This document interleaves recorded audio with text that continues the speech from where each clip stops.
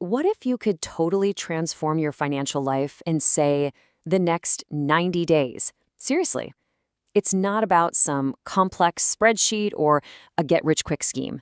It's about building a simple, powerful system. And we're going to build it together starting right now.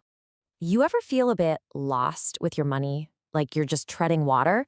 Well, you're definitely not alone. And the core issue for most of us, it isn't about being bad at math. Nope, it's something much, much simpler. This quote from financial expert Humphrey Yang just hits the nail on the head, doesn't it? The secret isn't being a math genius. It's just about having a plan, a roadmap. So come on, let's build one. Our journey is broken down into 3 simple 1-month phases. That's it. First, we're going to gain control. Then we build our foundation. And finally, we optimize everything for the future. Let's dive into month 1. Okay, month 1 is all about getting a handle on things. It's about diagnosis and action. See, we have to figure out exactly where our money is going before we can start telling it where to go.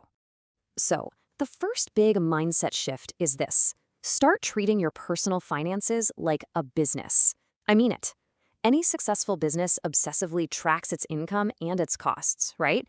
Well, that gap between the two, that's their profit. For us, that gap, that's our future.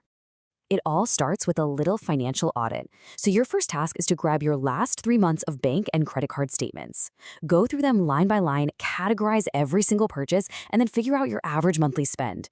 I promise you, this one exercise, it's an absolute game changer. Now, let's just look at a typical example. Of course, you've got the big fixed costs, things like rent and the car payment. They jump right out. But the real opportunities, they're often hidden in those smaller, sneakier expenses. Look at the amounts for eating out, shopping, Ubers. That's where we have the most control. So this brings us to the big challenge. Look at your own categories. Where can you realistically trim, say, 10 to 30%?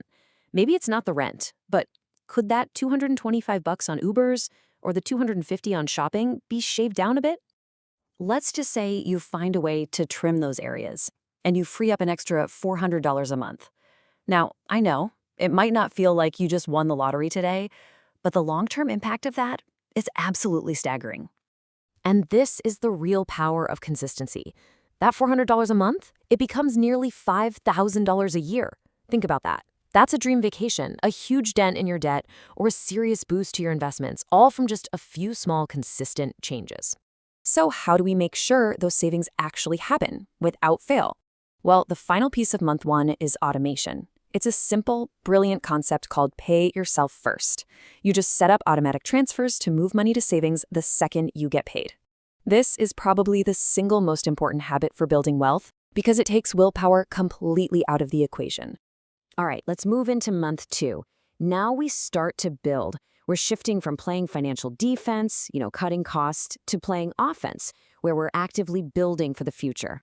Your first offensive play is to build a $1,000 starter emergency fund. This is not just about the money. It is a massive psychological win. Get this. A shocking 59% of Americans can't cover a $1,000 surprise bill. So by hitting this goal, you're not just building a safety net, you're buying priceless peace of mind. Okay, with that safety net secure, we can shift our focus. This quote right here is crucial. Building real wealth isn't just about saving cash. It's about buying things, assets that are designed to actually grow in value over time. So where should we put our money? Well, if you look at the historical returns, it becomes pretty clear. Over the long haul, stocks have consistently outperformed other major assets like real estate or bonds. That's where the real growth has been. So how do you tap into that growth simply and safely? For most people, the answer is something called an S&P 500 ETF. Just think of it like buying a tiny slice of the 500 biggest companies in the US, all with one single click. It's low cost, it's instantly diversified, and you can just set it and forget it, letting the market work its magic through the power of compound interest. The final part of building your foundation is getting specific. There was a study that found you are 42% more likely to achieve your goals just by writing them down. So define what you're saving for, write it down, and make it real. Okay, we are on to our final phase. Month 3 is all about optimizing the system you've built and really starting to plan for the long term. Optimization means mastering your tools, and there's no better example than the credit card. It's a tool that can go two ways. Use it wisely, pay it off in full every month, and it's a superpower for earning rewards and building credit. But if you carry a balance, that 20+% interest rate, well, it becomes a financial black hole actively working to destroy your wealth. The choice is yours. So how do you measure if you're actually winning? You track your net worth. Honestly, it is the single most important number in your financial life. The formula is simple. It's what you own minus what you owe. Is that number going up over time? If it is, your plan is working. It's the ultimate scoreboard. And finally, it is time to dream big. Sets up ambitious stretch goals. What do you want to achieve in 1 year, 5 years, 10 years? Having these big, long-term targets gives all your short-term actions meaning and a real purpose. And just like that, you have the complete 90-day blueprint. But remember this, a map is totally useless if you don't take the first step. The real magic isn't in this plan, it's in what you decide to do next. This quote really captures the entire spirit of our journey, doesn't it? Wealth isn't built overnight. It's built brick by brick, day by day, through consistency, discipline, and a clear vision for your future. So we'll leave you with the only question that truly matters right now. You have the map, you know the path. What is the very first small step you're going to take today to begin your journey?